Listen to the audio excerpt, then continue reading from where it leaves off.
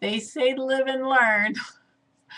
And I guess that's the truth. A lady friend of mine sent me a video that was on theblaze.com, and it was just totally astounding. It was an older man in a nursing facility, and apparently he had been pretty non responsive for quite some time.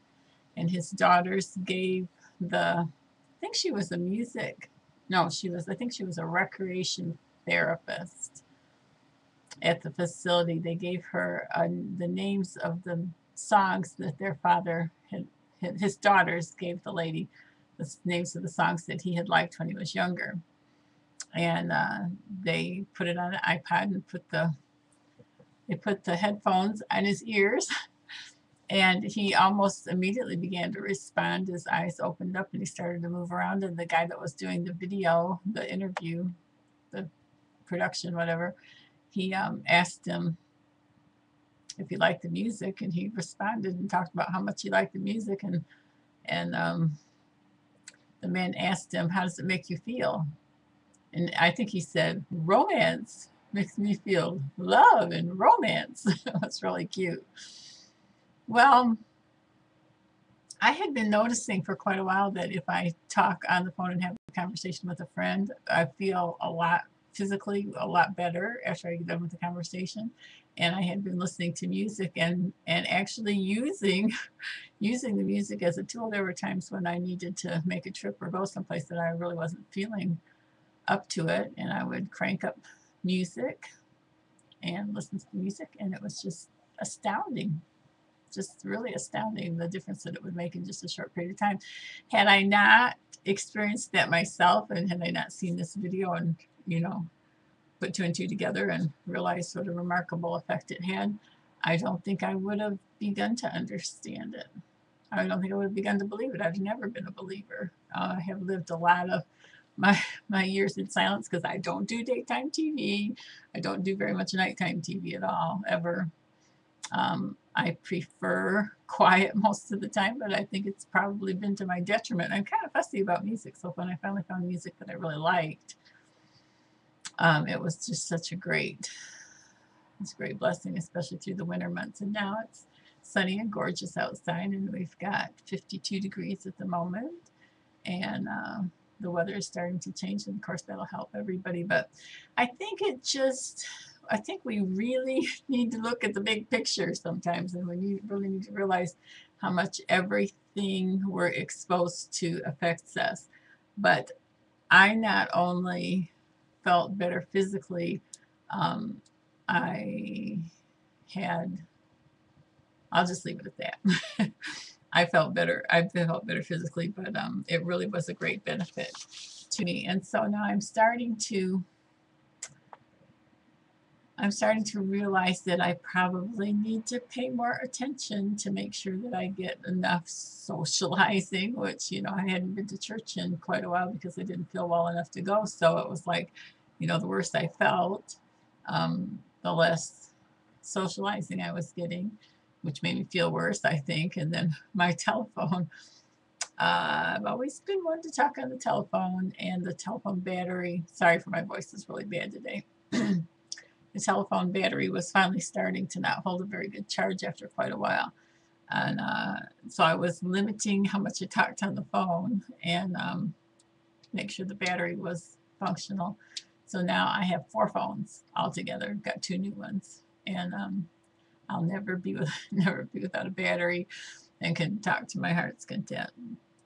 So I really have always been a proponent that sometimes the little things make a great big difference. I finally today had my tennis shoes on, was outside, was telling a friend goodbye that came to see me, and I looked outside and I thought, I can I can run round and round in circles out there. So I did. I did 8 laps of my street, little street, little laps. But I really have always been a proponent that even if you just go to the dollar store and buy yourself something to lift your spirits for $1, you know, that it'll make a difference, even if you stop by and visit a friend. Um, a short phone call. I enjoy calling my dad, and friends, lots of friends.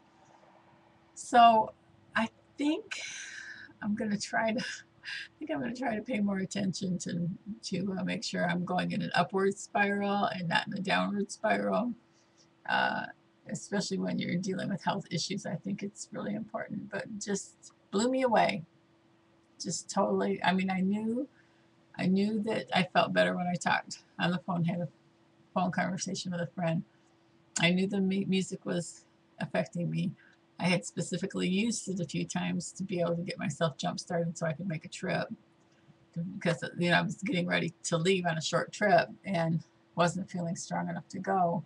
And I thought, I need to crank up the music. So anyway, I just really think that, I guess that's the whole thing about the food topic on this channel too, is that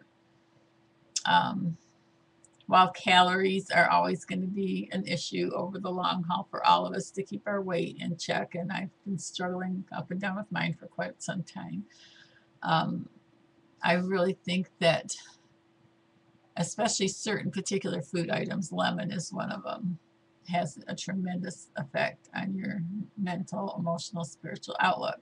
So if you take the socializing, if you look at life's events like funerals and weddings and anniversaries and so forth, it's usually music, food, and friends. Those three things: music, food, and friends. And that's how we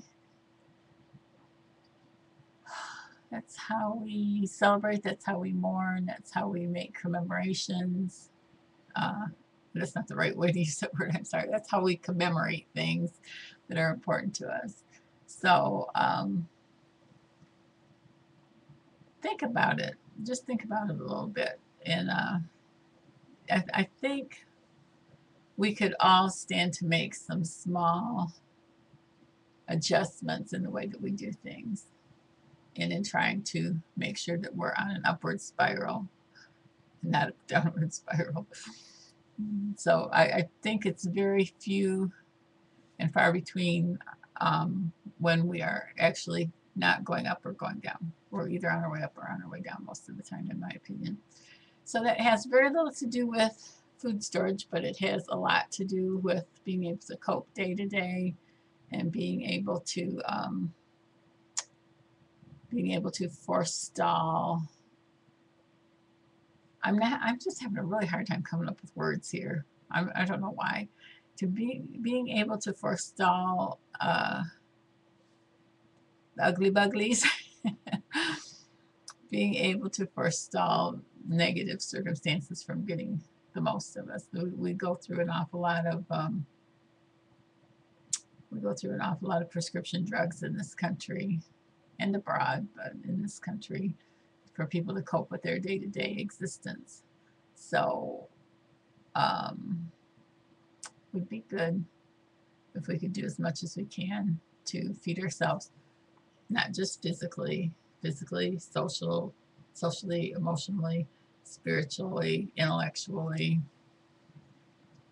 I can't think of any other words to describe that.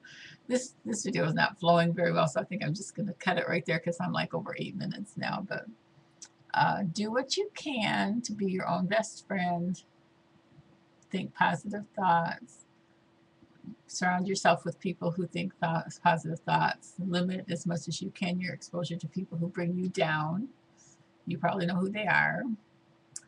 And try to be your own best friend, because even in the scriptures, we were told to love our neighbors as ourselves, which means you got to love yourself first. So, you know what they say, if mama ain't happy, ain't nobody happy. So take care of mama first. God bless your efforts to prepare. Make a list and check it twice, so that if things get hard, you can make the 86 donuts in 86 holes, or you can make French bread, or you can make those little tiny French bread loaves, and you can have a little bit of heaven with your music and your socializing. So that's all I'm saying. Take care of yourself, because very few people have the problem of having a long line of people waiting to stand around and take care of their happiness and well-being.